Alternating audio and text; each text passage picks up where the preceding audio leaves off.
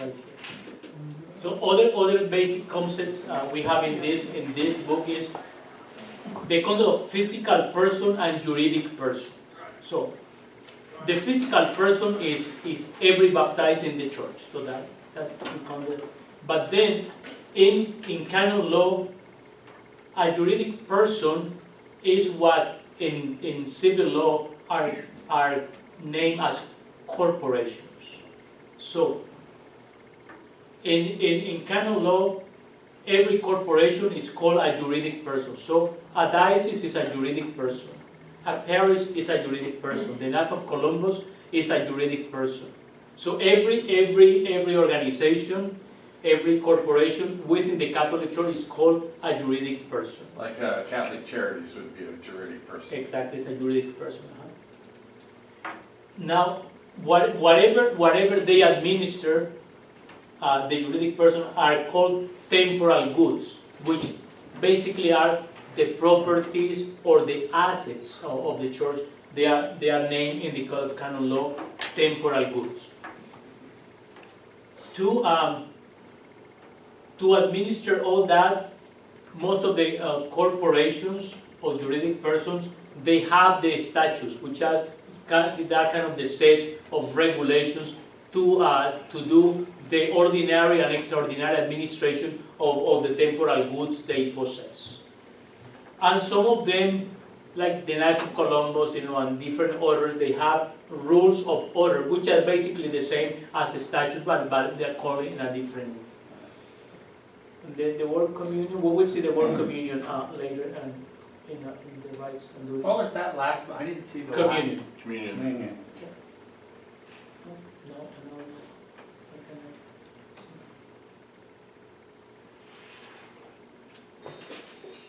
That one? Yeah, I got it. Communion. We're going to talk about communion in the next, when we do the other books. Okay. Now, from this presentation, I want you to write these questions. How Book 1 of the Code of Canon Law is structured?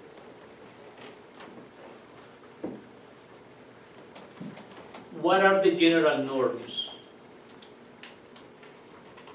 Does the Code of Canon Law apply to all Catholics? What type of regulations are used by the Eastern Catholics? And then mention two juridic acts.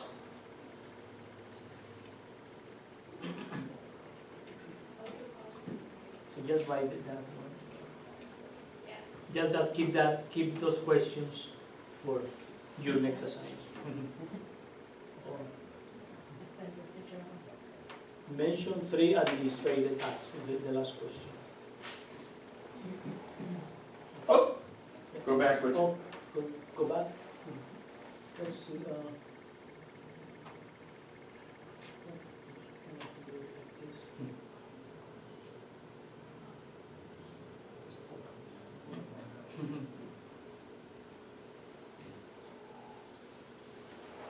All three administrators.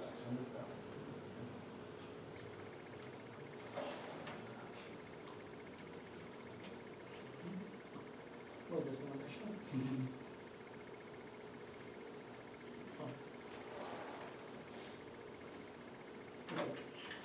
She took a picture of it, right? One time I saw people doing that in a presentation, and it's like I was just writing, and the people were like, I can't do that too. I don't have to write on this. Oh, okay. So now, can I get out of here Yeah. through the panel?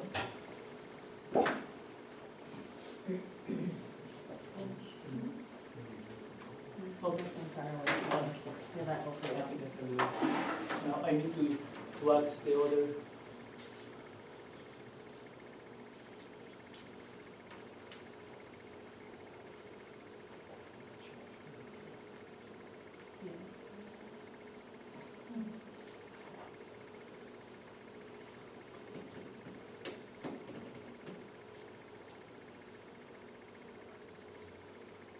right here, but I have to, Um, I need to go back to my E drive.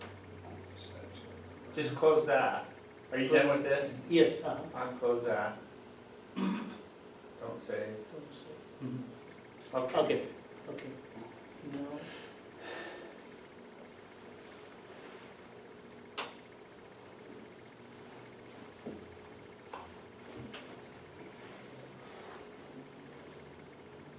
Uh-oh. I don't know. What I did. It'll come back. It'll come back. Brilliant ideas made brilliant. Oh, right now, okay, okay, so let's see. You were right. Good job. Way to go. You fixed it so fast. He's pretty good like that. No. Just touches the keys. He's like, oh, yeah, let me fix it. Oh, gotcha. Oh my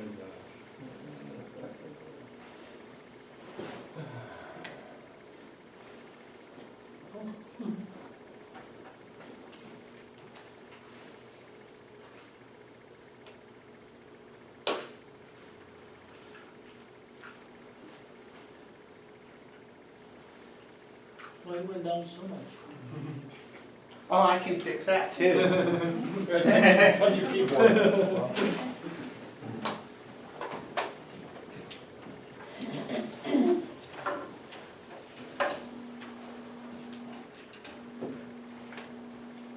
Maybe when that one presenter wrote on. There you go.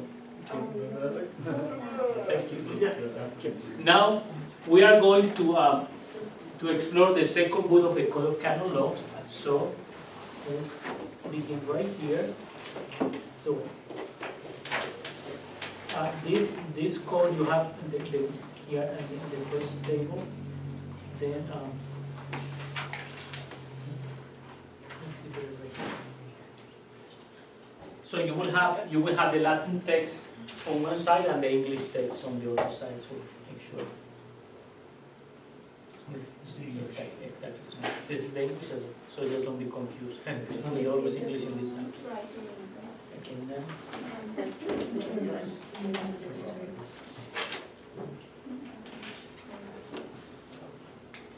Where is it? Not home or in the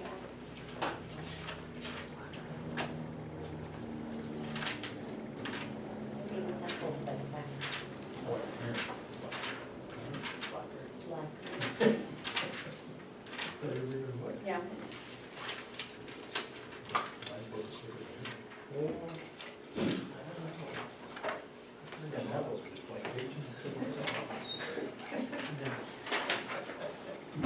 Then what you had to read and you passed it. Which one are we reading? I'm sorry. Oh, well, I will announce which one. So, in the second book of the Code of Canon Law is the book about the Christian faithful. So in this book, it shows us how the church is composed by different type of people. You know, the lay people, the clerics, and the religious, and how they all have different rights, different duties, and different responsibilities and capacities. So we are going to work at least in the rights of the faithful, at least more intensively in the beginning. See how far we can go.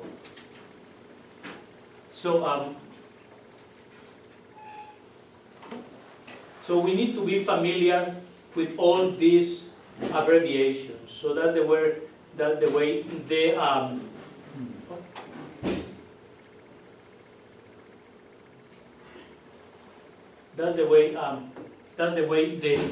all the different documents from the Second Vatican Council are written in the Code of Canon Law, and most of the documents you see sometimes the names, the full names, but then you see the abbreviations most of the time. So you have to be familiar with the abbreviation. And then when we explore the rights and duties of the Christian faithful, we have a canon that tells us what is the right for that particular person, but then we have the equivalent of the documents that tell us in which documents of the Second Vatican Council those rights are found, which means they went from the Second Vatican Council, they kind of make into law all those statements that came from the Second Vatican Council. So then we have, if we see the word canon, that means canon in both the Code of Canon Law for the Latin Rite and the one for the Eastern churches. Then we have LG, Lumen Gentium, and Apostolica Macrositatem is AA, Agentes is AG, Christus Dominus is CD, Gravissimum Educationis is GE, Presbyterorum Ordinis PO, DH Dignitatis Humani, Unitatis Redintegratio UR, Evangelii Nunciandi Voces Apostconciliar Document is EN, Gaudium et Spes GS, and you cannot read that one. Orientalum Ecclesiarum, and then Lex Ecclesia Fundamentalis. So we probably will mention the Lex Ecclesia Fundamentalis. What happened with the Lex Ecclesia Fundamentalis? When the Second Vatican Council was concluded, then the Church was ready to review the existing Code of Canon Law, which at that time was the Code of 1917, as you probably remember from our last class. Then the first attempt that they did was to create this fundamental law for the entire Church. And they built this document called the Lex Ecclesia Fundamentalis. And you know what happened? It didn't pass. It was not approved. It was not approved by the College of Cardinals and Bishops. So it didn't work. They were not happy with it. They couldn't. So then is when they decided to make a full review of the Code of Canon Law, and instead of spending 1 or 2 years writing that Lex Ecclesia Fundamentalis, then they spend like almost 15 years reviewing the full Code of Canon Law. But then the Lex Ecclesia Fundamentalis remain in our archives kind of as a source of consultation, because there are some things that are good there. So sometimes we mention it because it was written in the Lex Ecclesia Fundamentalis, but it never passed. How you know about it? Did you read it? I think it came across. Yeah, exactly. So yeah. it didn't pass. That it came across like a shock. I wouldn't think it would. Where you have the Eastern canon, and I would think it'd be difficult to pull up. Exactly. So There's too many people. yeah, too many people. What was the number one reason why it didn't pass? Because it didn't touch most of the problems they were trying to address at that time. It was not that long, so it was brief. So it for many bishops was too general, and for many bishops was going to be ineffective. And then we will be almost in the same position like having the Code of 1917. So they said it was going to be ineffective, and it would not cover all the areas that the Church needed according to the demands of the Second Vatican Council, which there were so many in the beginning. Okay, now, so having that clear, did you? Well, okay. Now, so 4 areas are basically covered when we speak about rights and obligations of the Christian faithful. So, first of all, we have the fundamental rights of the Christian faithful. So, depends how they presented it. Some writers, they have more, they have more or less. So, I also mentioned 13 fundamental rights. Then the obligations of the Christian faithful, I mentioned 8. And the rights of the laity 7, and the obligation of the laity are 3. Some of them are very similar. So you will see some of them they sound very similar, but that depends on what kind of author do you decide to, or how you classify those statements. So let's then so in order to have you kind of participate and read more. So all the baptized constitute the Christian faithful. Among the baptized there are clerics and laity baptism has its effects in all. So baptism is the common denomination for everyone. So when we speak about a Christian faithful, we refer about this person that is validly baptized in the church. So a Christian faithful is a person that is validly baptized. When we refer validly baptized, then we have to know that not all the validly baptized are Catholics only. There are other people that are validly baptized that are not Catholics. So this is a big group. The Christian faithful are all the validly baptized. Now the clerics are the ones who have received valid baptism plus the sacrament of order in any degree. So a validly baptized person that has received the order, the sacred order in any degree. So that can be as a deacon, as a priest, and as a bishop. So that has received the decree. Then cardinals don't have a different ordination. Cardinal is an administrative position, so they don't receive a different order. But then priest, a deacon, priest, or bishop. So they have received the order in any of those degrees. A lay person is a validly baptized person without any sacred order. And then a religious or a consecrated person is a validly baptized person that profess the vows, the religious vows of poverty, chastity, and obedience. Some of those religious also receive the sacrament of order in any degree. So all those are the person that have received baptism. So we refer that baptism gives radical equality to all, but then the sacrament of order gives some sort of difference regarding the function they have to perform. So the ontological equality comes through baptism, and I don't like to use the word disequality. I like to use the word diversity. The diversity of ministries comes from the sacred order, from the sacrament of order in any degree.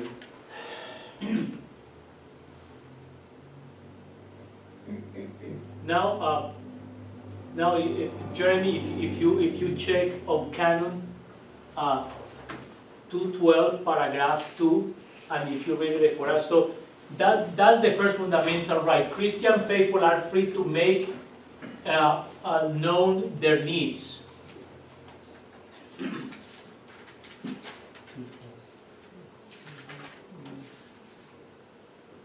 Paragraph 2. So it should be two different little things.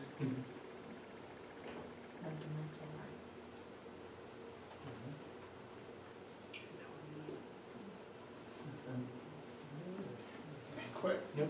So CCEO would be the same source as CIC. Okay. CCO is the code of canon law of the Eastern churches, and then they will have the equivalent in Canon 15, paragraph 2. Oh, And that's the Eastern. The Eastern, exactly. Okay. Like, remember, the Code of Canon Law of the Roman Catholic is CIC, Codex Iuris Canonici, and the Eastern Rite is a code Codex. Code Communion Ecclesiarum Orientalis. Okay. So I always say Eastern Orthodox, and that just makes me think. Stop me if this is wrong. okay, so It's this one, right? So- reading. no, you are reading the commentary, so you have to. This is. Can you see? This is this section from 2000 to 208 to, and then that's the general commentary, and you will have to find then 2008, 2010, 2012, paragraph 1 and paragraph 2. Oh, okay. All right. So that's why I want you to be in contact with the code, because I want you to be familiar how it's distributed. When you read it, please. Conscious of their own responsibility, the Christian faithful are bound to follow with Christian obedience those things which, just paragraph 2. Just paragraph 2. Sorry. Sorry, paragraph 2. The Christian faithful are free to make known to the pastors of their church their needs, especially spiritual ones, and their desires. Okay, so that is one fundamental right. Can you see how it's expressed? So the call of the Eastern churches is expressing, it has the same right on Canon 15 paragraph 2, and then Presbyterian ordinance in number 9. So this makes a reference to what the Second Vatican Council was all about. That the faithful are free to express their need to the pastors in many different ways. So that's why after the Second Vatican Council we have the proliferation of parish councils, and finance councils, and diocesan councils, because all that was to promote that the Christian faithful can express their needs to their pastor. It was not like the old church that the pastor was more like the person that says something and everybody would have to agree. That now it's totally different. So the faithful are free to make their needs known. Then we will see what kind of channels they have to use to do that. Now, the second right is the Christian faithful have right to make known their opinions to pastors and other members of the Christian faithful. Can you see they are very close related? So if you read Canon 212 paragraph 3. According to the knowledge, competence, and prestige which they possess, they have the right and even the times the duty to manifest to their sacred pastors their opinions on matters which pertain to the good of the church, and to make their opinion known to the rest of the Christian faithful, without prejudice to the integrity of faith and morals, with reverence toward their pastors, and attentive to the common advantage of the dignity of persons. Okay, so you see different elements there in that canon. You see that the Christian faithful, according to their own capacities, have the right to express those opinions to their pastor, but it also refers to maintain the reverence to the pastor, which is not a blind obedience. I always say it's not a blind obedience what the code requests, but it's more like a dialogue of capacities. The pastor is in his capacity as pastor, and then the faithful in their capacities and their own knowledge. And then you see the reference to the Code of Oriental Churches on 15, and then to Lumen Gentium 37. Now the third right,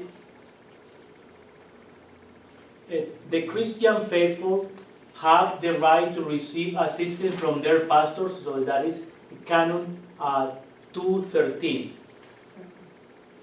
The Christian faithful have the right to receive assistance from the sacred pastors out of the spiritual goods of the church, especially the Word of God and the sacraments. Okay. Now I always play this question in my class. So because that's what you're going to see in the parishes. Sometimes you already have seen it. Have the faithful, do they have an absolute right to the sacraments? Yes. Yes or no? Yes. No, absolutely, right? Yes or no? You say yes? You say yes or no? Have the faithful have absolute right to the sacraments? Yes or no? Yes or no? Yes or no? No. Yes or no? No. No. No. You say yes. No. So you say Yes. Yes. I said yes. Yes and yes. Yeah. Why yes? I just, You can't deny them sacraments. you can't, well, everybody has a You right, can. everybody has a right to do You can that. deny a It's sacrament. up to them I to have. position themselves. That put me in trouble, but anyway. Trouble, but anyway. I think everybody has the absolute right to obtain it. It's up to them to put themselves in a position to actually But that wasn't the question. You can't deny me You communion for have an no good absolute reason. right to the sacrament. Yeah, you If I'm do. in a You state do have of a right grace to and it. I want But communion, you you don't have have to. a right to it as a Methodist, you have to be Catholic. Okay. You have So- a right to it. What's the answer? What's the answer? Have the faithful, do the faithful have the absolute right? The absolute, that's the word. That's Yeah, the absolutely. absolute right. No. The answer is no. Oh. No, they don't. I told you. They have the right. We all have, but it's not absolute. So It's give not me an absolute. example of them not It's being able. not absolute because the faithful, there are three conditions that they have to observe in order to receive the sacraments. So those conditions are, they have to ask for that, provided that at the appropriate time, they need to be properly disposed, and they need not to be affected by any prohibition of the law.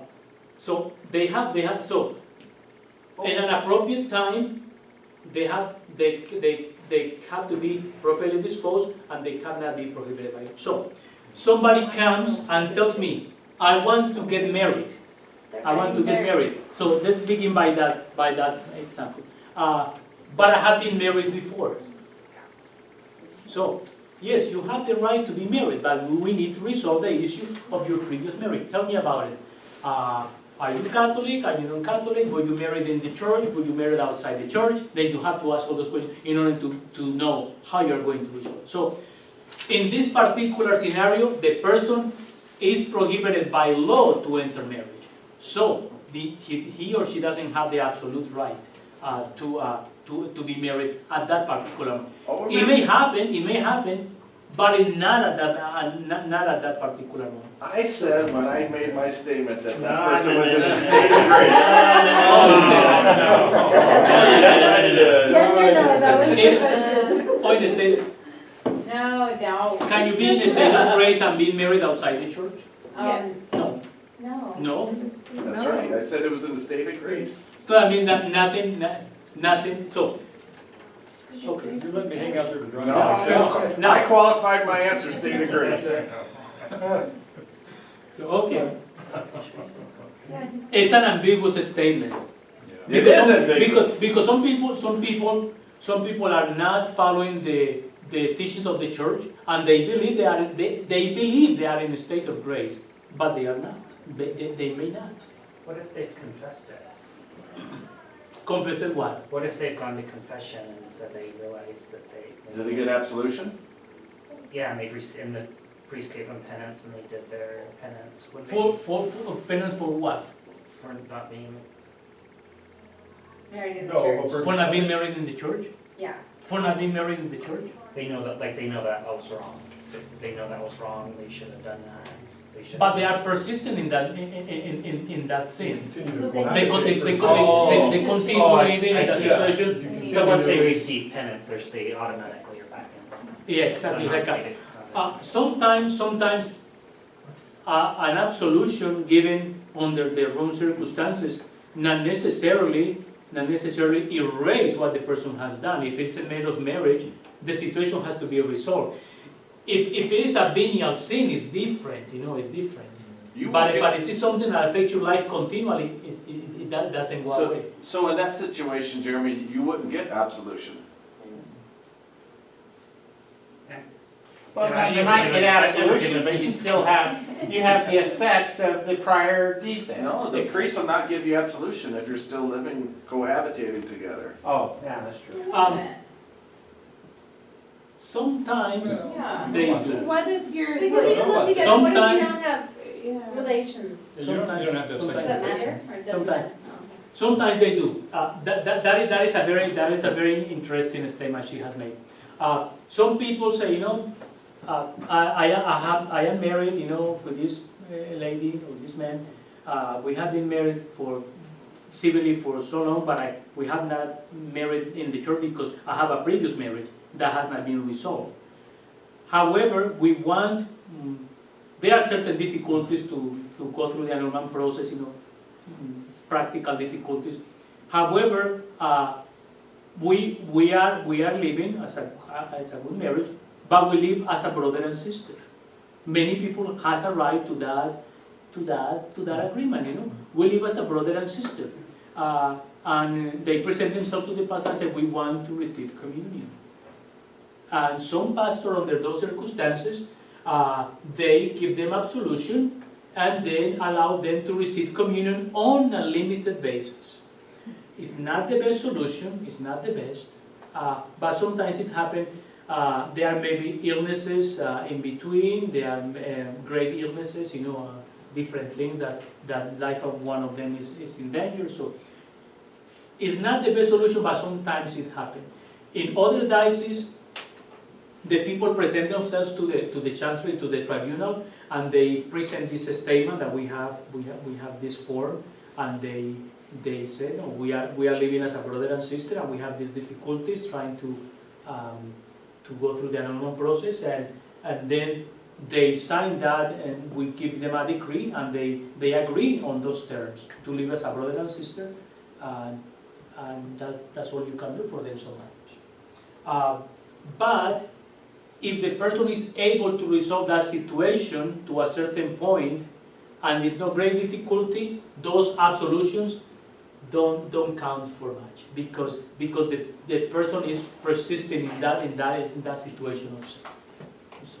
But it can happen that some of the pastors give absolution to that type of person. I always hear them, and I tell them, I will give you a blessing, but I think you are able to resolve the situation here and there. So, but I never reject them. I send them home with a blessing. But those absolutions are hard to give, and they don't resolve the essence of the problem on the people. Okay, so that was the first condition, that is not prohibited by law, that they are properly disposed, and then that they ask on the appropriate time. So those three things has to come. So no, we do not have the absolute right to receive the sacraments. We have to follow these three requirements. Now let's move to, we're not going to be able to finish them all, but at least each one will have their time to read at least. Now the fourth one is the 2:14. The Christian faithful have the right to worship God according to the prescriptions of their own right. Christian faithful have the right to worship God according to the prescripts of their own right, approved by the legitimate pastors of the church, and to follow their own form of spiritual life, so long as it is consonant with the doctrine of the church. Okay, so here it says no. We the ones who belong to the Roman rite, we have the right to worship God according to our own right, and the ones of the Oriental Church, they have their own right. But then also mentions some traditions, that people have.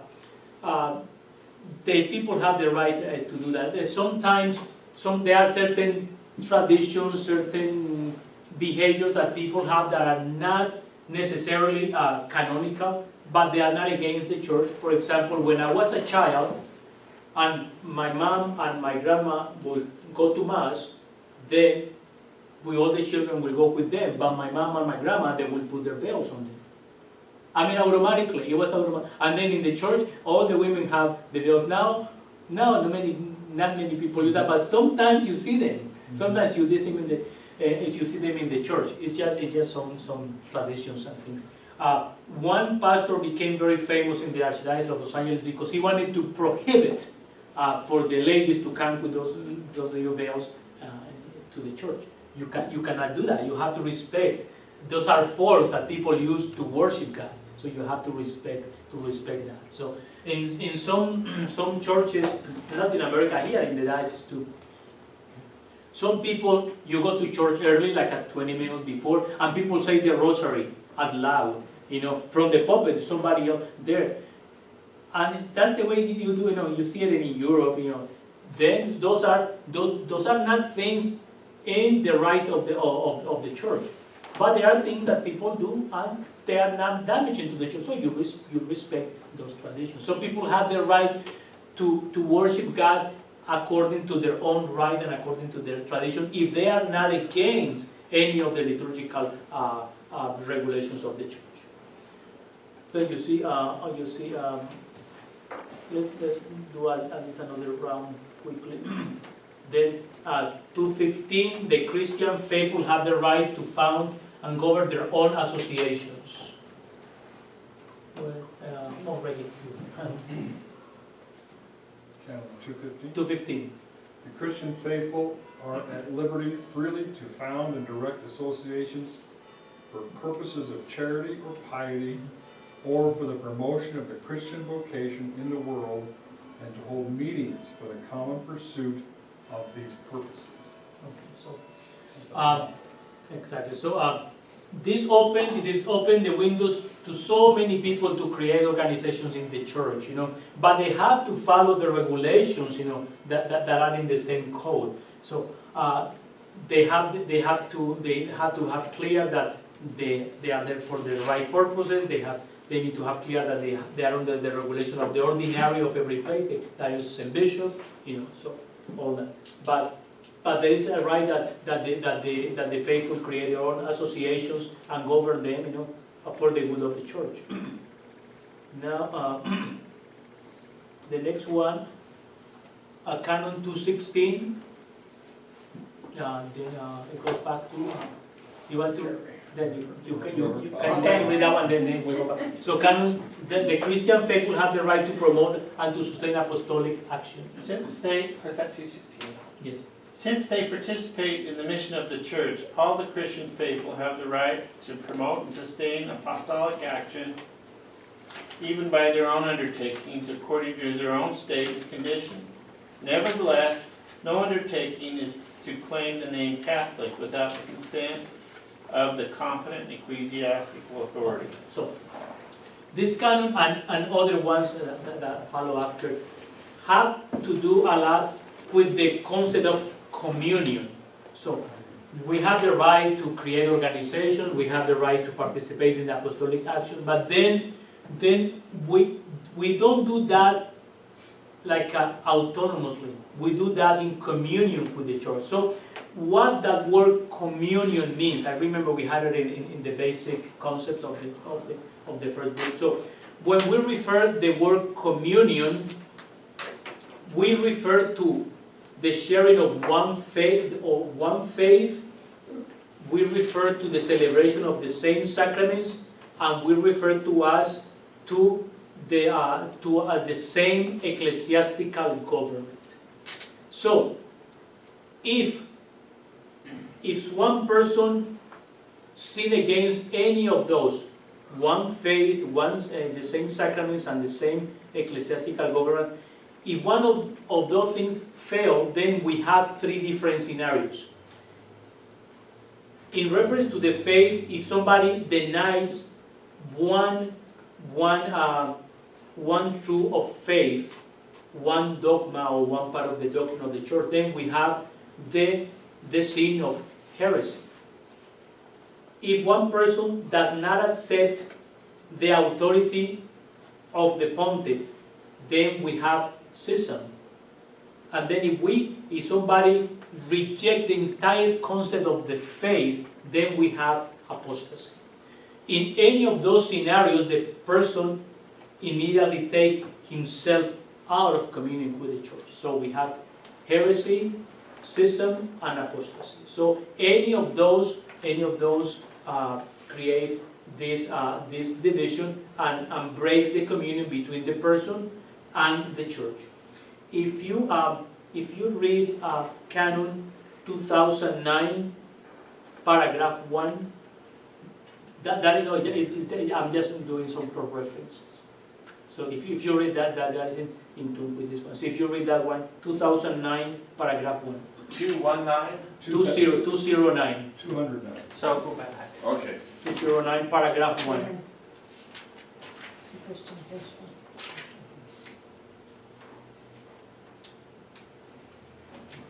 The Christian faithful, even in their own manner of acting, are always obliged to maintain communion with the church. Exactly.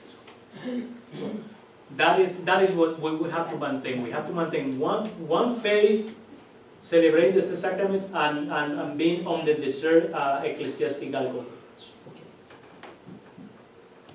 Now, the next one is number 7. The Christian faithful have a right to a Christian education. So if you read Canon 217. Since they are called by baptism to lead a life in keeping with the teaching of the gospel, the Christian faithful have the right to a Christian education by which they are to be instructed properly to strive for the maturity of the human person and at the same time to know and live the mystery of salvation. Okay, so the main application of this is our catechetical programs in the church. Those are kind of the fundamental way to instruct our people. So that's why some people is very demanding about our sacramental programs in the parishes. So we have to be very careful. That's why the diocese, try to train, catechists, and supervise, pastors and programs, because it's one of the fundamental rights. If a pastor if people complain about a pastor that is not directing a good catechetical program, it's a very serious concern. If people complain that the pastor changed a window or a chair, whatever, or paint a room the color they don't want, it's irrelevant. But if people complain about these fundamental things, it's a very serious complaint for the diocesan bishop. Now let's go on. A few more. Canon 218, the Christian faithful possess a lawful freedom of inquiry. Pass the book. Oh, he likes to read. I do.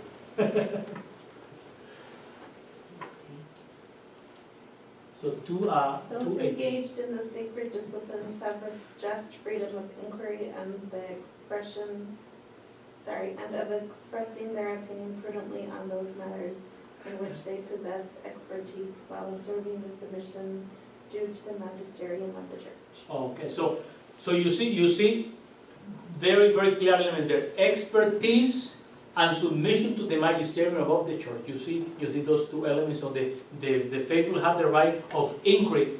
The right of inquiry is the right to research, to investigate, according to their own expertise, but also under the guidance of the magisterium of the church. So that's why sometimes some theologians are called to attention because they don't follow the instruction of the magisterium of the church. Now the next one, because it's right there, so Canon 219, the Christian faithful have a right to choose a state of life. All the Christian faithful have the right to be free from any kind of coercion in choosing a state of life. Okay. In other churches, the state of celibacy is not an ideal. It's not an ideal state of life. In the Catholic Church, every single state of life can be a source of blessing. You can be single, you can be married, you can be consecrated, you can be a lay person that later receive the sacrament of order. Every single state of life is blessed by the church. If somebody decides to be single, it's not a sin to be single. If they want to be single and then later to be consecrated, or they want to be single and never change, so the faithful have the right to choose their own state of life, and there is a blessing in any of them. Now, the members of the Christian faith have the right to a good reputation, Canon 220, to a good reputation and the protection of their privacy. No one is permitted to harm illegitimately the good reputation which a person possesses, nor to injure the right of any person to protect his or own privacy. Okay, so that is used, to resolve disputes, and things. Now, Canon 221. Jerry? The Christian faithful have a right to vindicate and defend their rights. The Christian faithful can legitimately vindicate and defend the rights which they possess in the church in a competent ecclesiastical forum according to the norm of the law. Okay. In which area of the life of the church this Christian right is more applied? You won't believe it. What do you think? What more people complain more about what in the church? Reputation. Okay, that's one. Their But- rights. Their rights. Their rights. Which one? Which particular one? Marriage. One area in which this is the procedure of closing of churches. Oh, yeah. To close a church is one of the most difficult things to do because you have to do a very extensive process of consultation and you have to prove different things. If a bishop decided to close a church and one of those areas of consultation was not observed, immediately the faithful claim that right and they complain to the congregation of the faithful in Rome that the church should not be closed because the proper procedure had not been followed. So this right is used mostly in that particular area. Not here in this diocese because we have not closed that many churches, but in other dioceses and archdioceses, in the East Coast where so many churches have been closed, this is one of the rights that has been more claimed. Now let's do the last ones. Number 12. The law is to be applied equitably. Canon 221, paragraph 2.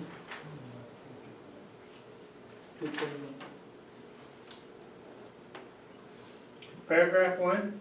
Paragraph 2. Oh, paragraph 2. If they are summoned to trial by a competent authority, the Christian faithful also have the right to be judged according to the prescripts of the law applied with equity. Okay.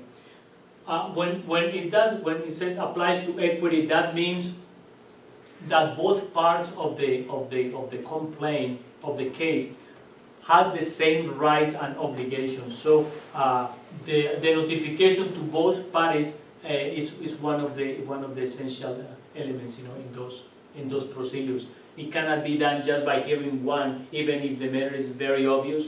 You have to give the same rights to the respondent. And then I think this is the last one of this. Canon 221, paragraph 2. The Christian faithful may not be punished except in accordance with the norm of the law. It's the same one. Yeah. It's the same one. Okay, so those are the 13 fundamental rights, but then we have the duties of the Christian faithful, and then we have the capacities that are going to be able to see it about it. We will put it together in a form that you will be able to see them. So, any questions? Any comments? Alice, I wanted you to be in touch with the code and to read the code and to see how the code is written, so you become very familiar with it, And I would like to do that also when we do the part of marriage. That is very important. So, any comments? Any observations? Does each parish have a book on the canon laws, or only your office has? Oh no, you can. Every parish has. Everybody has, but you can buy your own. It's not only for the church. You can go online and buy your own. Well, maybe that's what she'll get for Christmas. That is going to be a very expensive gift. I don't want one. You know what? Hey, you want to know your rights? I don't want one. That's going to be a very expensive, Rocio. That's going to be a very expensive Christmas this year. I'm afraid I wouldn't know what to do with it. Read it. I was read just it. curious. The good part of this is like before every section of canons, you have a commentary. So if you read the commentary, it helps you a lot. If you go and read the canon I itself, can handle that. it's very dry and confusing. But if you read the commentary, you know, it's like sometimes it's 1 or 2 pages, then you can read it. And some of the canons have their own commentary at the end. So it's the best way to do it. And they are only books about commentary without the canons. So, yes. You So have- is this, the equability, is that why in a annulment proceeding, there's always someone that speaks to the fact that it was a valid marriage? Yes. That notion comes with this example. Sometimes people come to us and say, I want an annulment, but I don't want my spouse to know about it. And I say, no. Remember, the first thing you need to know is that the notification to the respondent, to the other party, is an essential element of the judicial process. We cannot do this here in secret for you without him to know or her to know. Then people come and say, well, but I'm asking this because I have a restricted order. My spouse was very violent. My spouse went to jail for this. I was attacked several times, blah, blah, blah. Then we consider all that. If we got to that point that the person has some foundation for his or her concern, then we have to appoint a canonical advocate, we call it a curator, to represent that person and to protect all his or her rights, even if we're not going to notify. And then that person makes sure that every single step is followed. That's one example of total following of rights. Any other comment? Thank you, Father. Well, thank you very much for your attention. If you please reply to those questions that we have at the end of the last slide of the book one. If you send that to me, let's say now by the end of January, that would be just fair. Very brief, just one page, something very brief. Just as long as you answer the question. Just as long as you answer the question. Yeah, exactly. You don't have to write pages. I mean, just in one page you can do those questions. Thank you very much. Thank you, Father. So what was the assignment? They have 5 questions. I will send the questions to Eleanor. Okay. In the last. Yes. Because you're not scheduled until September. Yeah, it will be. Next year. Okay, so now. This. Not, I mean, next academic year, not. Next year too.